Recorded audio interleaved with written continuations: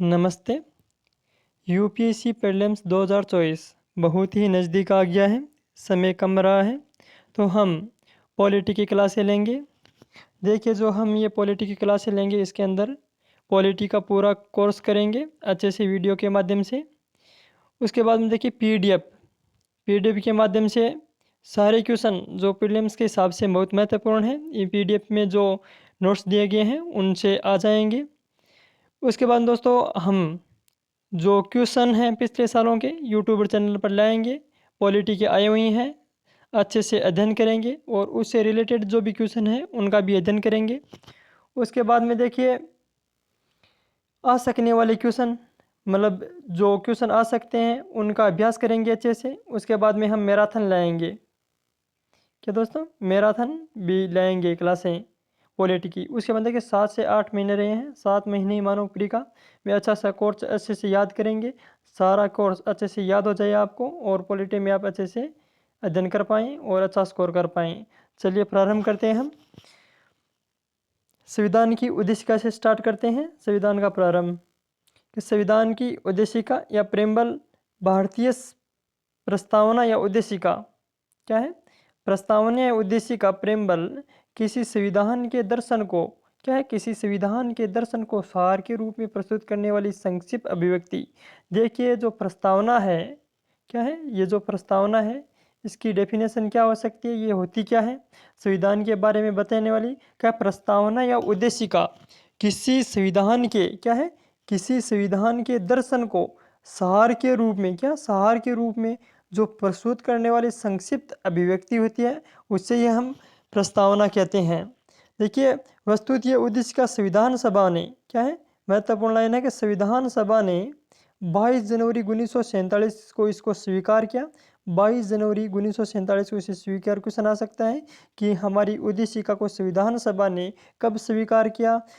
जो 22 जनवरी 1947 में किया। ऐसा भी क्वेश्चन आ सकता है कि उद्देश्य का संविधान सभा ने 22 जनवरी 1947 को स्वीकार किया, कथन सत्य है या असत्य है? तो ये सत्य है, जिसे पंडित जवाहरलाल नेहरू ने 13 दिसंबर 1946 को उद्देश्य प्रस्ताव के रूप में संविधान सभा में पेश किया था। दूसरा क्वेश्चन ऐसा आ सकता है कि पंडित जवाहरलाल नेहरू ने 13 दिसंबर 1946 को उद्देश्य प्रस्ताव को संविधान सभा के समक्ष पेश किया था, कथन सत्य है या असत्य? तो सत्य है। ऐसे क्वेश्चन आएंगे प्री में। अब देखिए, प्रस्तावना में है क्या, असल में लिखा हुआ क्या है, तो देख लेते हैं।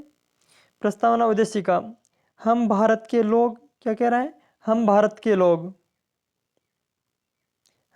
के लोग भारत को एक संपूर्ण प्रभुत्व संपन्न समाजवादी पंथ निरपेक्ष लोकतांत्रिक गणराज्य बनाने के लिए तथा उन समस्त नागरिकों को सामाजिक, आर्थिक, राजनीतिक, न्याय, विचार, अभिव्यक्ति, विश्वास, धर्म और उपासना की स्वतंत्रता, प्रतिष्ठा और अवसर की समता प्राप्त करने के लिए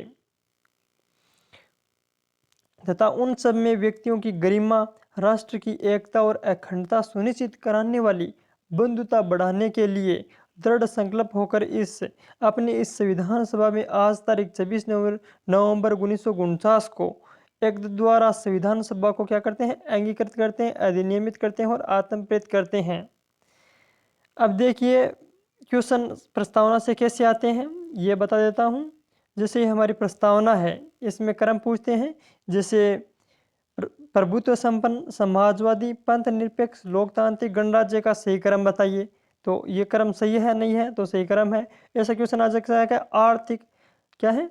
जैसे आर्थिक शब्द दे दिया, उसके बाद में विचार दे दिया और फिर विश्वास दे दिया, उसके बाद धर्म दे दिया, उनका सही मिलान करे। ऐसा भी क्वेश्चन आ सकता है। अब देखिए, प्रस्तावना संविधान के अर्थ निर्धारण में उपयोगी है। क्या है? प्रस्तावना संविधान के अर्थ निर्धारण में उपयोगी है। बेरोजगारी मामले में सर्वोच्च न्यायालय ने स्पष्ट किया है कि प्रस्तावना का मूल महत्व संविधान के अर्थ निर्धारण में है। ऐसा कथन में आ सकता है कि बेरोजगारी मामले में सर्वोच्च न्यायालय ने स्पष्ट किया है कि प्रस्तावना का मूल महत्व संविधान के अर्थ निर्धारण में है, कथन सत्य या असत्य है।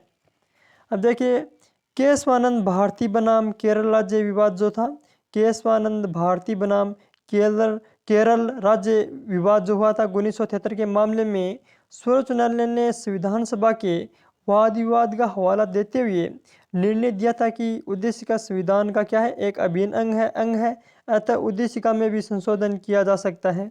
क्या इंपॉर्टेंट है, ये आ सकता है कि कौन से वाद विवाद में कहा गया है कि सुप्रीम कोर्ट द्वारा कि संविधान का एक अंग है और उद्देशिका में भी संशोधन किया जा सकता है। तो के स्वानंद भारती बनाम केरल राज्य विवाद में मामले में कहा गया है।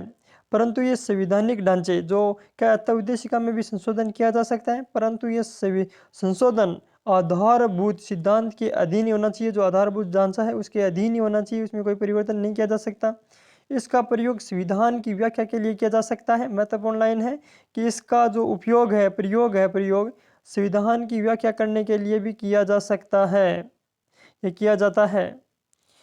उद्देशिका में केवल एक बार क्या है, उद्देशिका में केवल एक बार 42वें संविधान संशोधन अधिनियम 1976 द्वारा संविधान संशोधन किया गया है।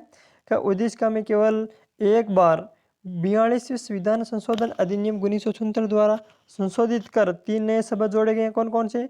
समाजवादी, कौन कौन से? समाजवादी, पंथ निरपेक्ष और अखंडता जोड़े गए।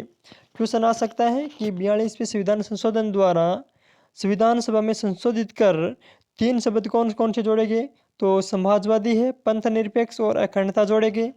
प्रस्तावना परिवर्तनीय नहीं है, अर्थात इसकी व्यवस्थाओं को लागू कराने के लिए न्यायालय का सहारा नहीं लिया जा सकता। ठीक है दोस्तों,